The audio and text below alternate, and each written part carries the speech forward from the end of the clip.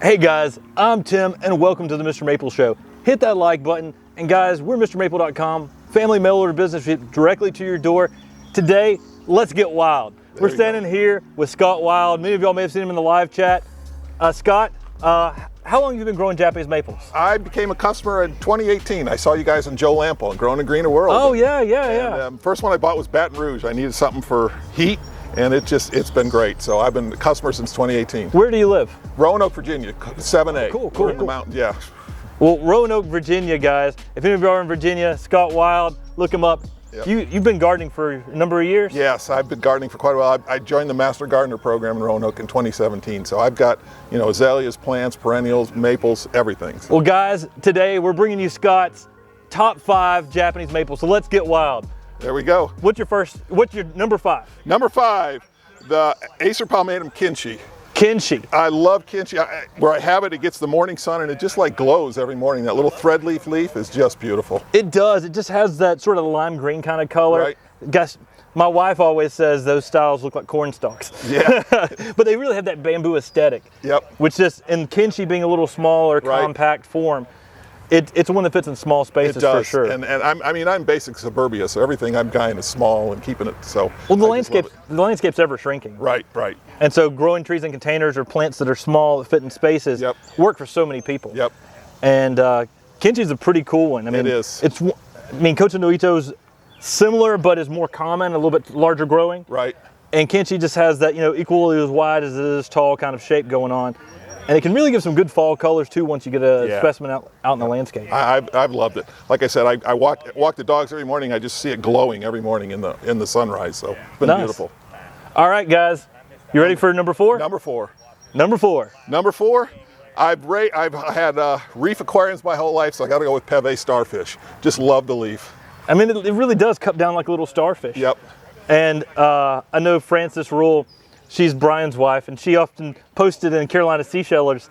She said, "Look at this Japanese maple that looks like a starfish." And everybody was commenting on it, going crazy, because it really does have that starfish approach. It just cups downward. It does, and it just, every time I go by, I don't do aquariums anymore, but I think about my aquarium, and the color's nice too. It's a nice, the maroon contrast with, so. Well, I think the other thing people don't realize, it's a good small to mid-sized red upright. Right. And so it is one of the more manageable red uprights that doesn't get to be a giant. Right. But it has a unique texture with those leaves that cup downward. And so that's really cool. But the fall color on that can be some exquisite bright reds as well. Yeah. And when you see that turning to fall color with that cup down foliage, it's pretty outstanding. It is. It's been fun. I've enjoyed that one. All right, guys. Number 3. I'm going to go with an old classic that I just fell in love with the other morning. I was watering this tamukiyama. It's just, I've got it, it's weeping down. It's so dark, and I've put some hostas underneath it. I've underplanted with it. It's got some white trim, and it's just, the contrast has been beautiful. It really is one of the best red lace leaves. Yeah, it is. I mean, it leaves out 2 weeks later, voids later, threats of frost. Yep. So in the mountains, that's going to be something that's obvious, great for you. But it also can handle the heat. Yep. And it holds its color well throughout the season. And it was a selection by Kobayashi Momiji for 200 years ago, almost 300 years ago. And that nursery is still in existence today, and Tamukiyama is still one of the best red lace leaves today. I mean, there's so many red lace leaves on the market, but Tamukiyama is just... It's a classic. It's a classic. I remember we got to go visit Jiro Kobayashi. Nice. And Jiro Shidari, that's the tree's named after him. And we're walking around and seeing all these amazing plants, and it just felt like we were on like hallowed ground for Japanese maples, because there's so much rich history coming out of Kobayashi Momiji. And even today, Ryusen is a very popular tree. That's one of their more recent introductions. Right. And but Tamukiyama, I mean, it's a classic. I mean, I have a Ryusen too up on my deck in a pot and weeping down over it, and that's nice too. But Tamukiyama is just gorgeous right now. So I mean, it's hard to beat it. It's a classic red lace leaf that everybody's looking for. It doesn't have a name people can pronounce that well. People often say Turkey Mama, Tamukiyama, Tamukaduke, but it really is just an amazing plant. I guess I've watched you guys enough that I know how to pronounce a lot of these. So yeah. The Tamukiyama, the name translates as hands folded in prayer on a mountain. Okay. So it's pretty cool. Hands folded in prayer region, Yama Mountain. So put it together. All right. Yeah. Nice. Number 2. Number 2. It's yellow in your honor, and in honor of your brother and his wife, Hot Blonde. Oh yeah. Hot blonde. I needed something. I wanted yellow in front of, and so I hit full sun, hot blonde. It just, and the red tips on the end, it just is, I don't see any die off, anything. It brings it in the heat. It does. It enjoys the heat and it enjoys the sun, Yep. which is unusual. Most Japanese maples can tolerate the heat, and with hot blonde, it wants that heat. Right. And it seeks out the heat. That's why it's part of the Heat Seeker series. And man, that plant is, I love it.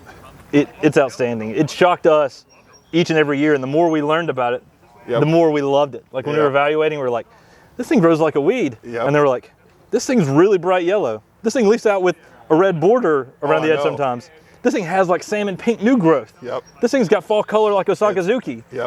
Man, this thing's growing on the coast of South Carolina in full sun. We're like, it's been, I don't know if we're ever going to be able to beat that for an introduction. Nice. I because love it. It's one of my favorites. Well, that's number 2. It's just gorgeous. Hot blonde. Hot blonde. All right, you ready for the final one? Drum roll. Number 1. And I'm a variegated guy, and I fell in love with S Sunset.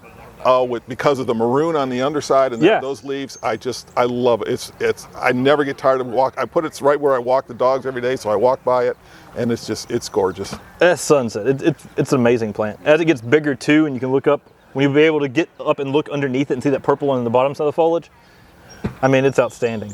We were just out at Buckholt's nursery. Oh, nice. And I mean, literally he had some huge specimens out there, and there's some huge specimens at Seabright Gardens when we were walking around there.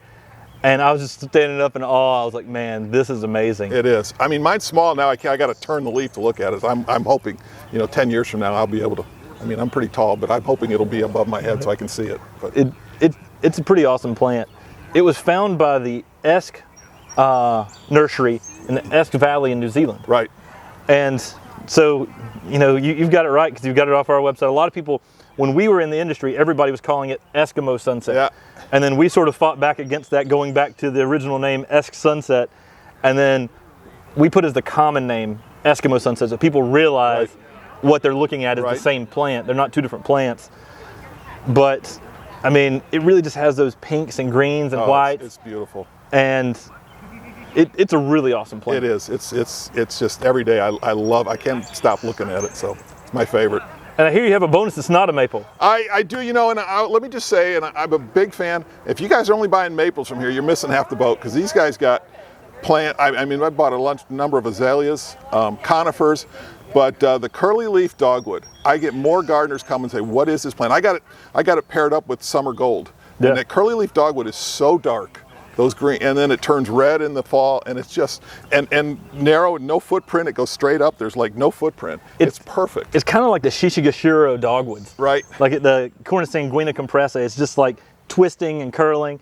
I remember Matt and I were at Wilton Farms, which is in Virginia, and Matt and I were walking around, and we're like, there's like this gorgeous gardens, and we just see this tree in the distance, and we walk up to it because we're just entranced by it, and it's a narrow Cornus sanguina compressa, the curly leaf dogwood.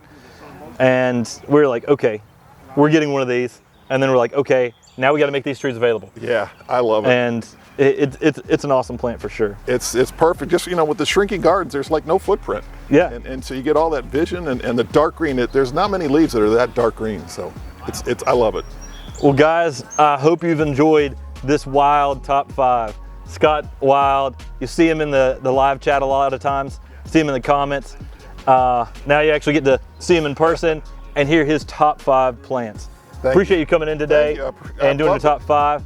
Guys, make sure you hit that like button, subscribe to our YouTube channel.